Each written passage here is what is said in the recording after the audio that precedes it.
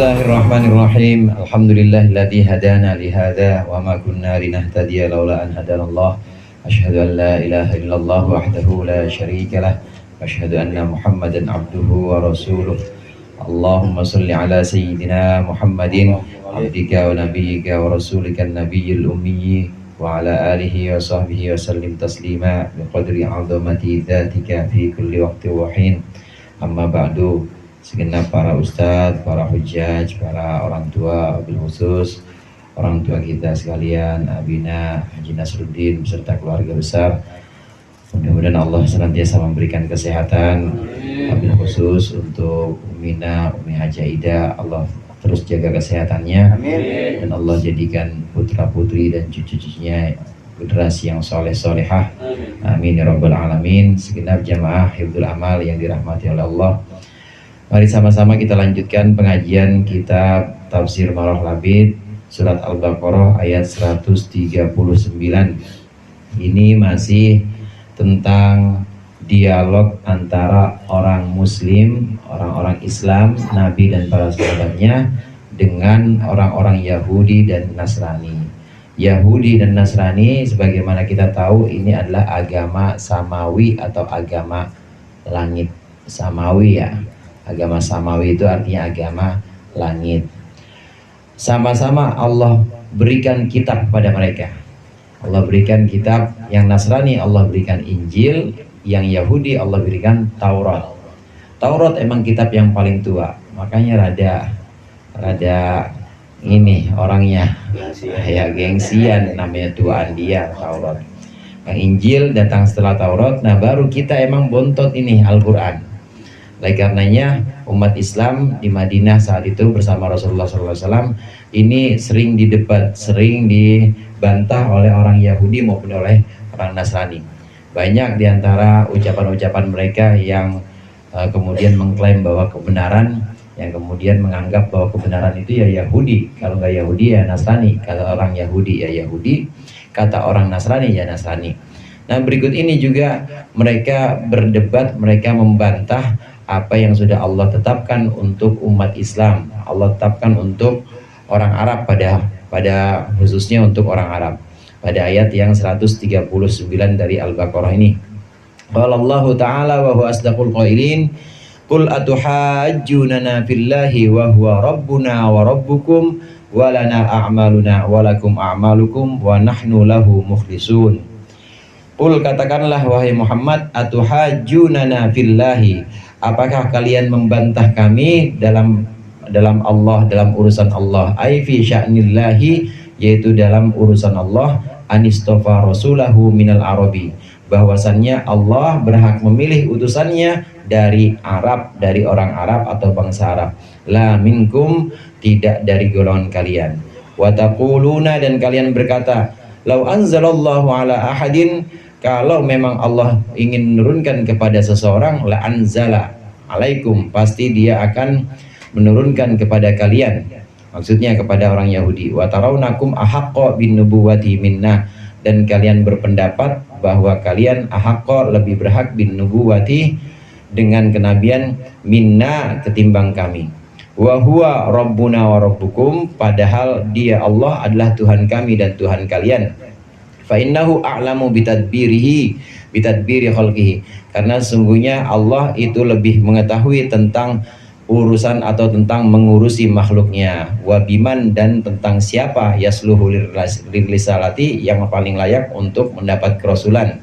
Wa biman la yasluhu laha, dan tentang orang yang tidak layak untuk risalah, untuk utusan. Fala ta'taridu ala rabbikum, maka janganlah kalian menentang ala rabbikum, atas Tuhan kalian. Fa innal abda, maka sesungguhnya hamba yang sesungguhnya, laisa lahu ayya'taridu ala rabbih, tidak ada untuk si hamba, tidak ada hak untuk menentang ala rabbihi, atas Tuhannya. Bal yajibu alaihi tafwidul amri, tetapi wajib atas seorang hamba tafwidul amri, menyerahkan seluruh urusan, bil kulliyati, seluruhnya, lahu, kepada Allah atau kepada Rabbihi, kepada Tuhannya.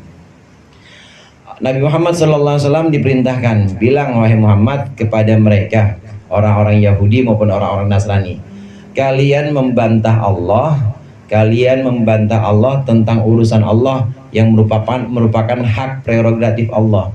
Memberikan nubuwah hadirin dan juga memberikan risalah ini hak Allah. Allah terserah ingin memberikan kepada siapa aja. Ada dua hal di sini yang disinggung oleh Syekh Nawawi Banten, yaitu an-nubuwah dan ar-risalah. Nubuwah itu artinya kenabian. Orang yang mendapatnya namanya nabi. Orang yang mendapatnya namanya nabi. Sedangkan risalah itu kerasulan. Orang yang mendapatnya namanya rasul. Bedanya nabi dan rasul, kita sudah tahu semua. Kalau nabi mendapat wahyu dari Allah dan tidak wajib menyampaikan. Jadi dia untuk sendiri aja itu nabi. 124.000 nabi banyaknya. Kemudian rasul mendapatkan wahyu dari Allah, tetapi dia punya kewajiban untuk menyampaikan kepada umatnya. Ini bedanya nabi dengan rasul. Rasul mendapat risalah, nabi mendapat nubuwah. Nah, dua-duanya ini, risalah maupun nubuwah, ini hak prerogatifnya Allah. Tahu prerogatif ya? Prerogatif, hak itu hak mutlak Allah. Tidak bisa ada yang intervensi, kalau kata orang sana mah. Tidak bisa ada yang mencoba mempengaruhi Allah. Allah yang menentukan siapa yang dapat nubuwah, siapa yang dapat risalah. Sekarang udah habis semua, ditutup. Jadi nggak ada yang kemudian kita minta nubuwah, ya Allah kasih saya nubuwah, nggak bisa. Kasih saya risalah, nggak bisa. Yang ada hanya tinggal mengikuti apa yang sudah diajarkan oleh Nabi penutup, Nabi penyempurna, yaitu Nabi kita Nabi Muhammad Sallallahu Alaihi Wasallam. Nah, jadi nggak ada yang ngaku-ngaku jadi nabi lagi. Kapan terakhir ngaku jadi nabi itu? Iya, 2000 berapa?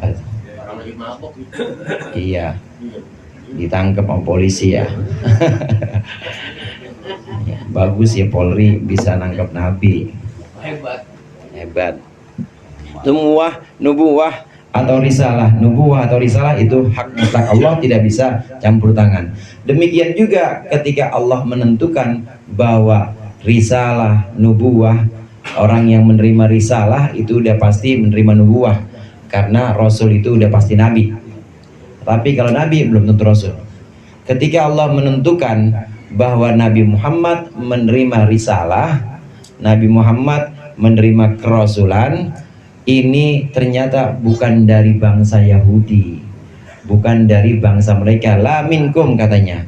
Emang kalian siapa?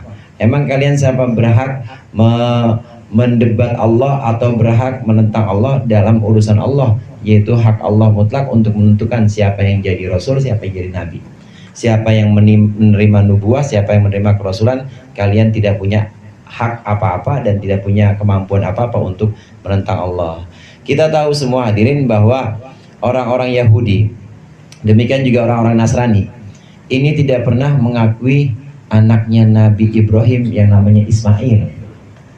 Dia cuma mengakui bahwa Nabi Ibrahim punya anak Ishak, Ishak punya anak Yakub. Ya Ustaz Ripai, Yakub punya anak 12. Ya, 12.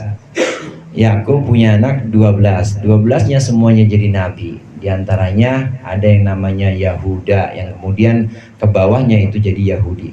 Dan sebutan-sebutan ini, hadirin, sebutan Yahudi ini adanya setelah Nabi Ibrahim, jauh setelah Nabi Ibrahim. Bahkan setelah Nabi Musa.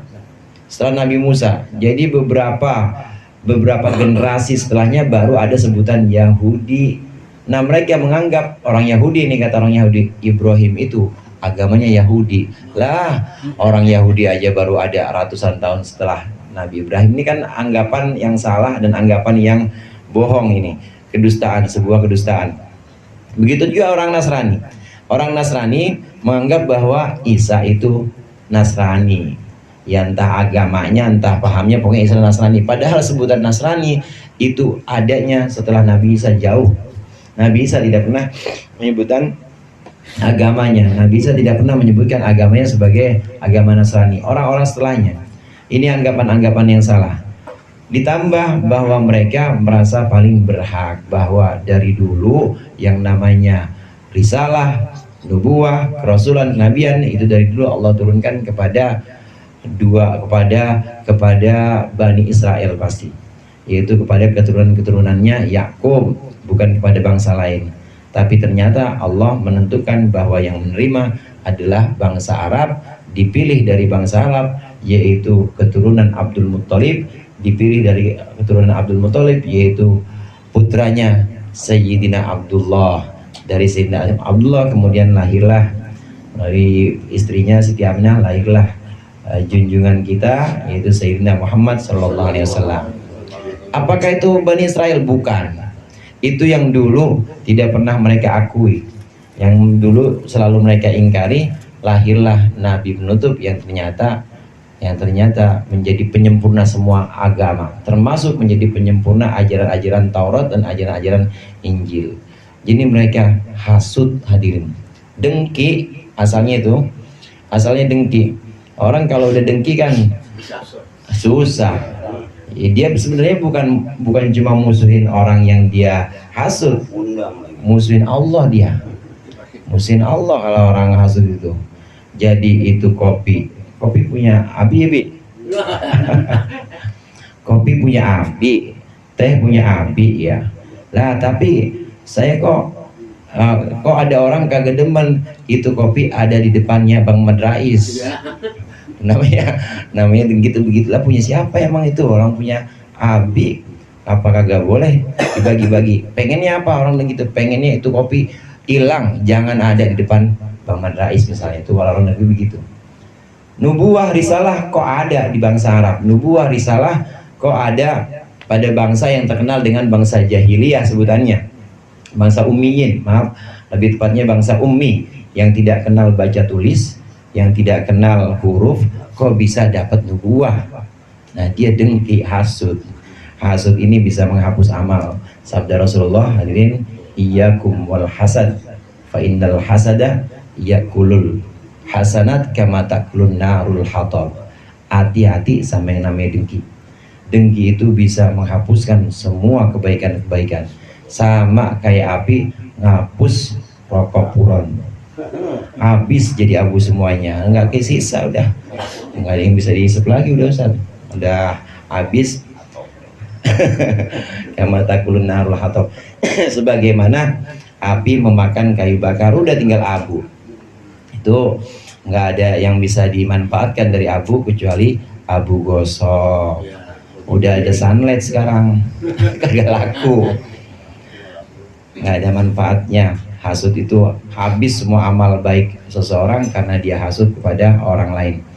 Asalnya karena hasud, kedengkian, dan juga karena kesombongan, maka mereka berani mendebat Allah atau menentang Allah. Seolah-olah mereka yang mengatakan, lah kenapa Allah kasih ke bangsa Arab, bangsa ummi, kenapa Allah kasih ke bangsa yang memang dari dulu nggak pernah ada sejarahnya menerima kitab. Ini mereka hasud.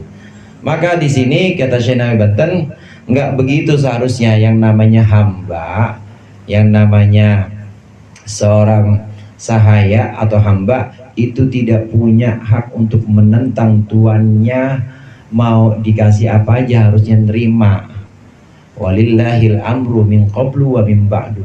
Hanya milik Allah segala urusan, baik urusan sesudah maupun urusan sebelum kemenangan misalnya, itu semua milik Allah.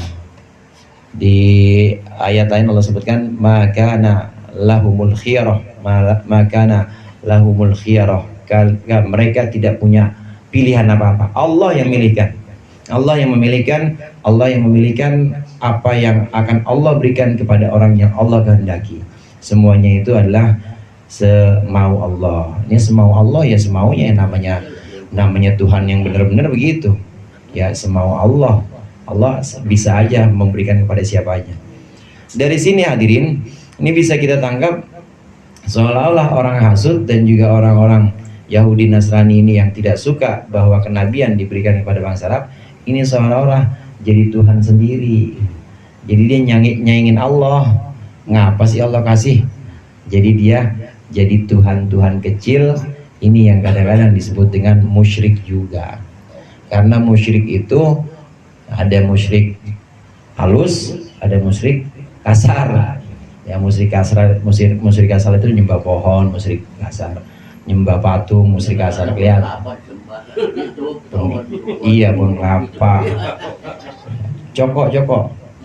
Nyembah coko, ya pahalanya kulkas, pahala piala maksudnya, hadiahnya kulkas. Nyembah coko tuh musyrik kasar. Tapi ada yang namanya musyrik halus. Musyrik halus itu nyembah diri kita sendiri, itu musyrik halus. Jadi menganggap bahwa diri kita ini berhak ngatur-ngatur Allah, itu musyrik halus. Termasuk nyembah orang artinya mempersembahkan sholat saya ini biar dilihat sama mertua. Ya, namanya punya mertua baru bukan harus diperlihatkan, maka itu juga musyrik halus yang kayak begitu. Riya juga termasuk musyrik halus. Orang yang mengatur-ngatur Allah, yang menentang Allah dan merasa bahwa Allah salah memberikan karunia-Nya, ini juga termasuk orang-orang yang musyrik. Itu di samping Allah ada dia yang suka ngatur-ngatur. Naudzubillah, tsumma naudzubillah. Padahal hamba yang sebenarnya harusnya tafwid. Tafwid itu wa ufawwidu amri ilallah, dan aku serahkan semua urusanku hanya kepada Allah. Hanya Allah yang kita serahi urusan kita, terserah Allah. Allah mau kasih kita sehat, duit banyak, ngajinya rajin, ya alhamdulillah. Allah kasih kita kagak sakit, duitnya juga kagak sedikit, rajin ngaji juga rajin, alhamdulillah. Allah kasih apa aja kita mah terima. Walana a'maluna walakum a'malukum, dan bagi kami amal-amal kami, dan bagi kalian amal kalian atau perbuatan kalian. Maksudnya ay la yarji'u ilaina min af'alikum dararun, tidak akan kembali kepada kami, tidak akan menimpa kepada kami dari perbuatan kalian apa dararun, satu madarat atau kebahaya, satu ya hal yang bahaya. Wa innama muraduna nushukum wa irsyadukum, hanyalah maksud kami itu menasihati kalian dan juga menunjukkan kalian. Walana a'maluna walakum a'malukum, ini artinya masing-masing lah, nafsi-nafsi, amal kami ya amal kami, amal kalian ya amal kalian. Apa yang kalian lakukan itu tidak akan memberikan bahaya buat kami. Yang penting kami sudah menasihati, sudah memberikan masukan-masukan, sudah memberikan nasihat-nasihat, maka apa yang kalian perbuat itu tidak akan membuat kami kena bahaya atau kena madarat. Lana a'maluna walakum amalukum, nafsi-nafsi, sendiri-sendiri. Wa nahnu lahu mukhlisun, dan kami hanya kepada Rabbina, kami hanya kepada Tuhan kami itu mukhlisun, orang-orang yang ikhlas fil ubudiyyati, dalam beribadah. Walastum kadzalik, dan kalian tidak seperti itu. Fa nahnu aula bil istifa, dan kami aula itu lebih utama bil istifai, dengan dipilih atau ya istifa, dengan terpilihnya kami menerima nubuwah. Nabi Muhammad di sini menggunakan kami kata-kata, artinya memang merangkul dan mengatasnamakan orang-orang muslim semuanya, bahwa orang-orang muslim bukan hanya bangsa Arab, tapi orang-orang muslim yang punya sifat ini, yang punya sifat mukhlis, ikhlas, ini paling utama atau paling layak menerima kenabian. Artinya bukan jadi nabi, tapi mengikuti Nabi Muhammad SAW. Yang paling layak menerima kerasulan, bukan menjadi rasul, tapi mengikuti kerasulannya Nabi Muhammad dengan syarat mukhlis. Ya Allah, mukhlis di sini artinya memurnikan semua ibadah hanya kepada Allah, bukan dengan kepentingan yang lain. Orang-orang Yahudi, orang-orang Nasrani yang sempat disinggung di sini, ini dalam ibadahnya ada kepentingan lain selain Allah. Kepentingan lain antaranya yaitu pengen status quo, ya jadi dulunya dia aja, ya harusnya dia lagi, nggak boleh orang lain. Demikian juga orang Nasrani, harusnya ya dari golongan kita, bukan golongan orang lain. Ada kepentingan itu. Yang paling ketara adalah kepentingan itu dalam ayat ini. Dan banyak kepentingan-kepentingan lain yang kemudian seseorang tidak masuk dalam kategori mukhlis, tidak masuk dalam kategori ikhlas. Karena ikhlas ini artinya memurnikan ibadah kita hanya untuk Allah.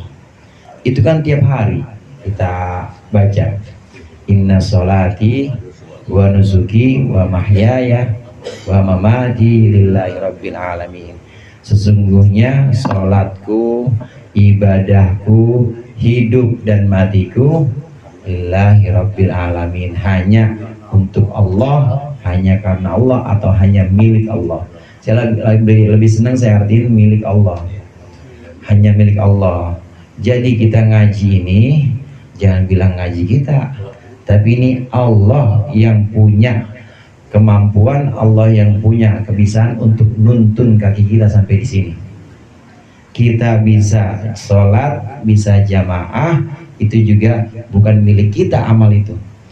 Seolah-olah milik kita memang, tapi Allah, hakikatnya Allah yang membimbing kita bisa sholat, bisa jamaah. Secara hakikat itu semuanya Allah yang menuntun kita. Walaupun ada juga nanti yang namanya kasab.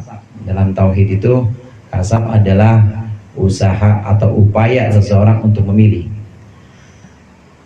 Setiap manusia itu Allah bekali yang namanya akal, hadirin. Nah, dengan akal ini maka dia sudah bisa menentukan mana yang baik, mana yang buruk. Saat dia menentukan mana yang baik dan mana yang buruk, maka di situ sudah mulai ada pahala dan ganjaran.